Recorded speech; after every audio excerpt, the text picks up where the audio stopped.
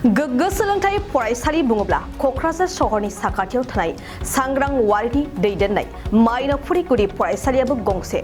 नंगौ, क'क्राझार सहरनि साखाथियाव थानाय हलथुगाव मायनावपुरियाव सिगांनिफ्रायनो फरायसाफोरखौ लानानै लेखा फरा सोलोंथाइ होनायनि अनगायैबो हारिमु मावबादा, गायनाय फुनाय, गाव जिउ दानाय राहा बायदि बायदि बिथिङावबो फरायसाफोरखौ फोरोंथाइ होबोबाय थानायखौ नुनो मोनबोगासिनो दं। बेबायदिनो फिन आरोबाव गोरायुं फोरोंगिरि सांग्रां वारिनि दैदेननायाव मायनावपुरि गुदि फरायसालिनि फरायसाफोरा सोलोंथायारि दावबायनाय हाबाफारि लादों। क'क्राझार जिल्लानि सिङाव थानाय हलथुगाव मायनावपुरि गुदि फरायसालिनि सा 25 फरायसाफोरा सोलोंथायारिखौ नोजोर होनानै ब्रह्मपुत्र रिभार, दिप्लाय बिलो, पावार हाउस, एसपि अफिस, जेल, दाउखिफार, क'क्राझार सिटी आरो बड'लेण्ड इउनिभारसिटिफोराव दावबायनाय हाबाफारि लानाय जायो। नोंसोरखौ बेरायनो लांनो नागिरदों, माबायदि मोनदों गोसोखौ? मोजां मोनदों। मोजां मोनदों। मा नायहैगोन नोंसोरो? बुरलुंबुथुर, ओमफ्राय दिप्लाय, कारेन्ट अफिस, जेलखाना। बुरलुंबुथुरखौ सिगाङाव नुफेरबायना नुफेराखै? नुफेराखै। नुफेराखै। दिनै फार्स्ट नुहैगोन ना? औ। मा बुङो नोंना? देरहासार नार्जारि। मा क्लासाव फरायो? थाखो 5। नागिरदों हा? माबायदि मोनदों गोसोखौ? मोजां मोनदों। बहा बेरायगोन? बुरलुंबुथुर आरो दिप्लायाव।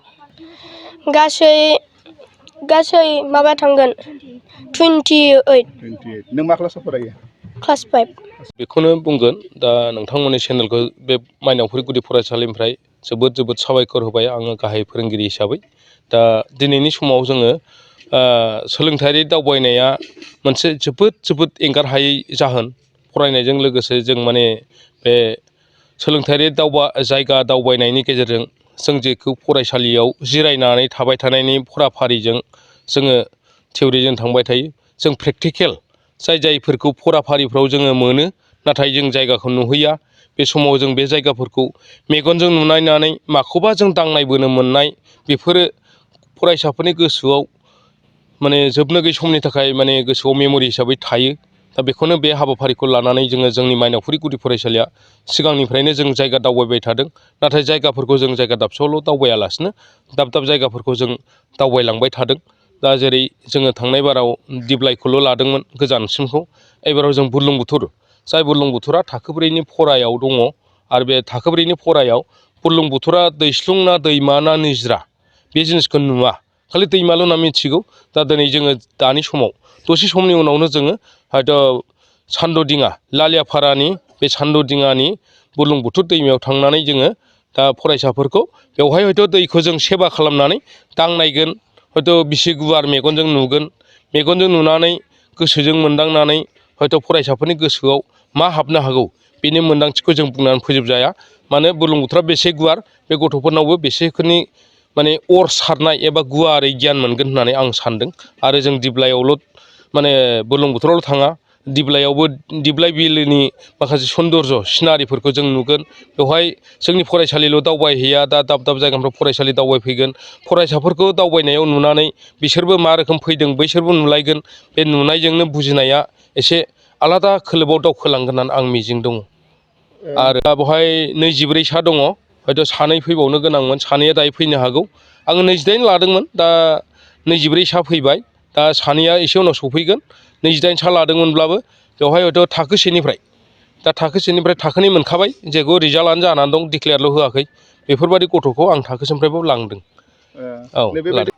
आङो बे मिजिं थियो, दा सासे फरायसाया गावनि फराफारि फरायनायनि अनगायै हयथ' जाय जिनिसखौ जों दिनैनि समाव मेगनजों नुहैगोन, बेवहाय साफ्रोमबो गथ'खौ जोङो एवारनेस ओरैबायदि होगोन, जायगायाव सहैनाय लोगो लोगो माने जोंनि बुंनायजों बिसोरो जेरैबायदि बुजिनो नाजागोन बा बुजिना लानो हागोन, बेसे मोजां जागोन। बे मोजाङा बे साफ्रोमबो उन्दैफोरनाव ओरैबायदि मोजाङै थागोन। प्रेक्टिकेल, बेखौ मेगनजों नुनायानो सबसे देरसिन। दांनायना मोनदांनायाबो आखाइनि हाबा हिसाबैबो बिसोर मोनदांबोगोन। दा बेनि थाखायनो फरायनायजों लोगोसे थाखो दावगानायाव जोङो मोनफ्रोमबो आगानावनो माने फराफारिजोंल' थियरिजोंल' खारालासिनो जों हाबाफारि हिसाबैबो दावगानायखौ जों लुबैयो। दा गथ'फ्रा जोंनाव दा जेमन बेबादिखायनो फ्राय साहसिजोब आरो फरायनायावबो खमद्राय नङा। गोजौथारावबो जों थांनो हायाखै, मानो गारजेनफोरनि एवारनेसनि खोथा दङ। गारजेनफ्रा गथ'फोरखौ मोजां बानायलांनो थाखाय दा जोङो एवारनेस होनायजों एसे दावखोबोगासिनो दं।